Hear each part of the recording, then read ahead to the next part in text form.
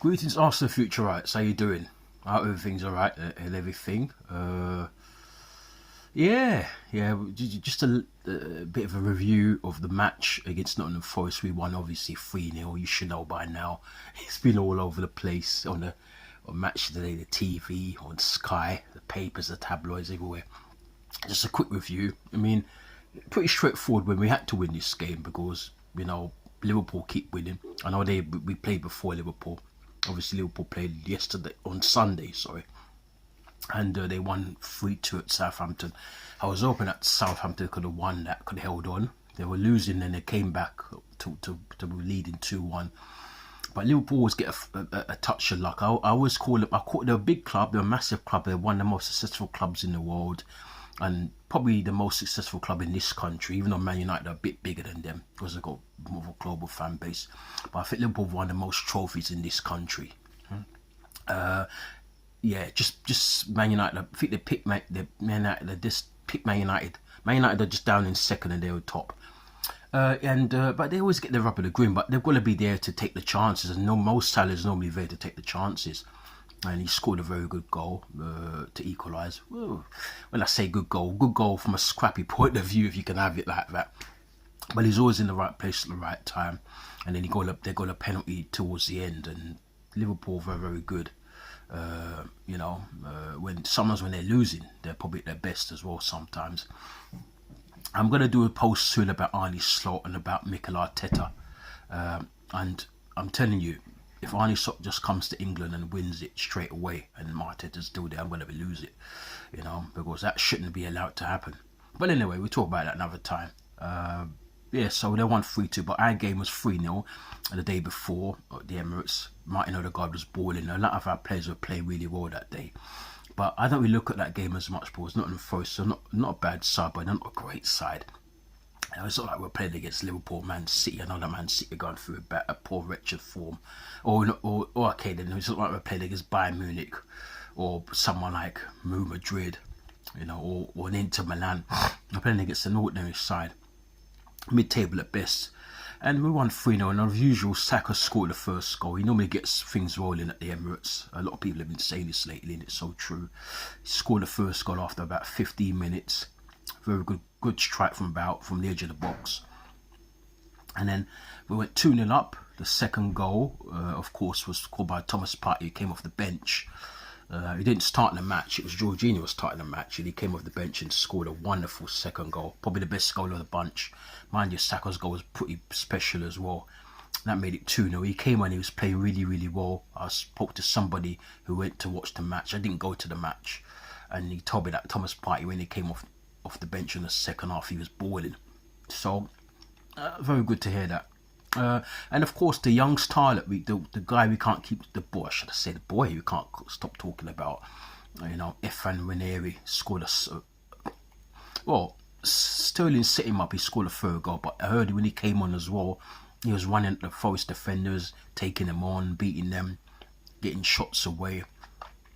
He's a special talent, but we're gonna look after him because we don't want to put too much pressure on him. I remember years ago when we had Jack Wilshere, and he was playing really, really, really lots of games. And Wenger always played him a lot, and to the point where he was burnt out, and he kept getting all these little niggling injuries. And we don't want that to happen to Ranieri. We need to pace him and ease him in.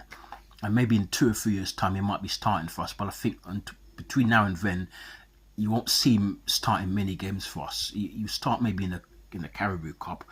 Or in the FA Cup, if we play against a lower team, you might get the chance there. But when we play the big teams, I don't think Arteta will trust him that much just yet, because he's young. Even though he's a prodigious talent, we'll have to give him some time. We have to make sure he comes in and steadies himself.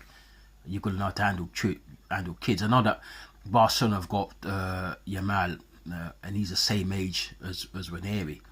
But he's a bit more advanced. He's even playing for Spain. He started playing for Spain at 16, I think.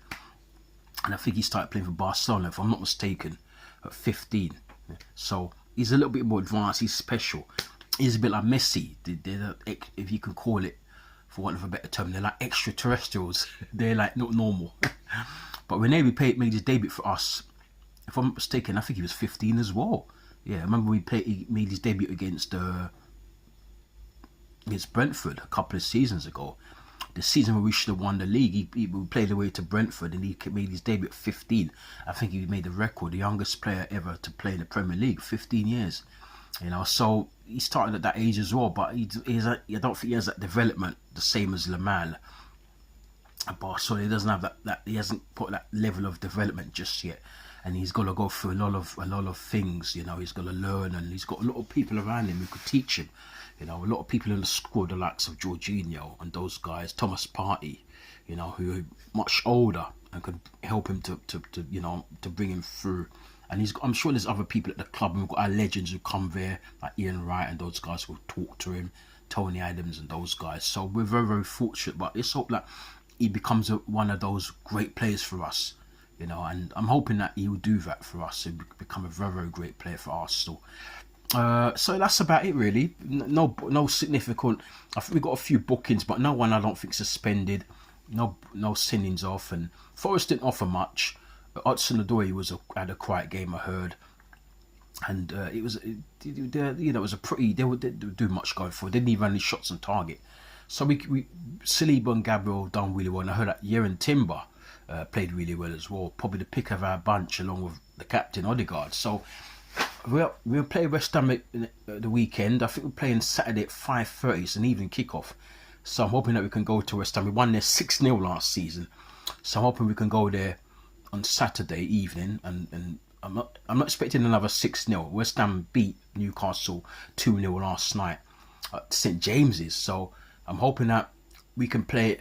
They've got a bit tired. I don't know. They've got a lot of days to recover, but I'm hoping that we can go there on Saturday and actually beat them up, because we played a day before them. We played 2 days before them. We played on Saturday in London, and they went up to Newcastle yesterday to play. So hopefully we've got a bit more freshness. So we didn't have to travel that much, and of course we'll go to West Ham. We don't have to do much travelling. It's not that far.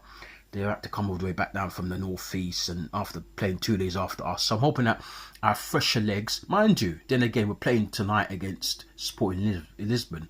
So, but we did rest a lot of players on the weekend, and we rotated the squad. Of course, Arteta rotated the squad a bit. So I'm hoping that hopefully we'll play against them on Saturday evening, that we can be fresh and we need 3 points. Then we've got Manchester United the week after.